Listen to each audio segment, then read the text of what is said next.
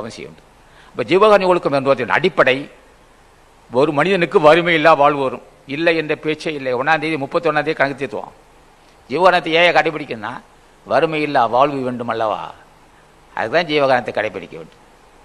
ஜீவகாரணத்தின் படைப்பின் நோக்கம் ஊனனை உருக்க வேண்டும் அல்லவா, அது 4ஆம் படியாச்சுன்னா இதெல்லாம் செய்து தரும். உனக்கு வறுமையில்லா வாழ்வு தரும் ஜீவகாருண்ய ஒழுக்கம், உன் மனைவி மக்கள் நோயில்லா வாழ்வு தரும் ஜீவகாருண்ய ஒழுக்கம், புலால் உண்ணுகின்ற பழக்கத்தை விடுபட செய்யும் ஜீவகாருண்ய ஒழுக்கம், நல்ல நட்பை பெருக்கி தருவது ஜீவகாருண்ய ஒழுக்கம், ஆந்தி சிந்திக்கூடிய அறிவு தருவது ஜீவகாருண்ய ஒழுக்கம், உடல் ஆரோக்கியம் தருவது ஜீவகாருண்ய ஒழுக்கம், குடும்பத்தில் அமைதி உண்டு பண்ணுவது ஜீவகாருண்ய ஒழுக்கம், பண்புள்ள புத்திர பாகி தோன்ற செய்வது ஜீவகாருண்ய ஒழுக்கம், ஞானத்துக்குரிய அறிவு தருவது ஜீவகாருண்ய ஒழுக்கம், முன் செய்த பாவத்தை பொடியாக்குவது ஜீவகாருண்ய ஒழுக்கம், பல ஜென்மங்கள் செய்த பாவத்தில் பொடி பொடி ஆக்கக்கூடியது ஜீவகாருண்ய ஒழுக்கம், தன்னைத்தானே அறிய செய்வது ஜீவகாருண்ய ஒழுக்கம்,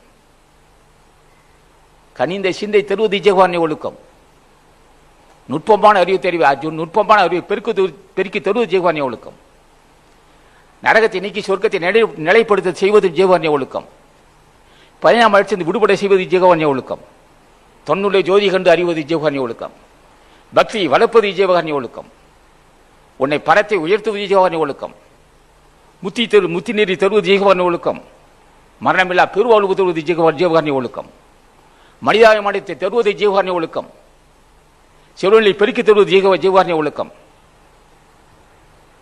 துன்பத்தை கண்டு அஞ்சா நெஞ்சம் தருவது ஜீவகாருண்ய ஒழுக்கம், இந்த வாய்ப்பை தருவது ஜீவகாருண்ய ஒழுக்கம். அதனால தான் ராமணி சமதா இந்த நூல் உலக மக்களுக்கு வழிகாட்டும் நூல். கருணை கொண்டு அவங்க அமைத்திருக்கிறேன் மகனே, இதை பரப்புங்கள், உலக மக்களை காப்பாற்றுங்கள்.